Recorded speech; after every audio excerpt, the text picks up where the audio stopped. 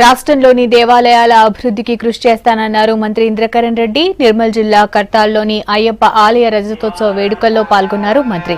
ప్రత్యేక పూజలు జరిపారు. అంతకుముందు హంపి పీఠాధిపతి శ్రీ విద్యారణ్య భారతీ స్వామిచే సహస్ర కళాభిషేకం నిర్వహించారు. ఇక 1008 కలశాలతో ప్రత్యేక అభిషేకం, కుంభాభిషేకం జరిపారు.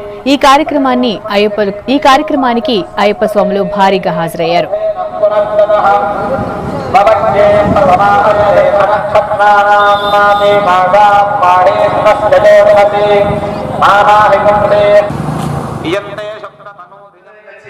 మనం బాగా మనశ్శాంతిగా ఉంటూ దేవాలయాలలో మనం మంచి కార్యక్రమాల కొరకు మరి దేవుడు మన నమ్మి ఏ కోరికలాగా దేవుడు ఇచ్చే కార్యక్రమం ఉంది.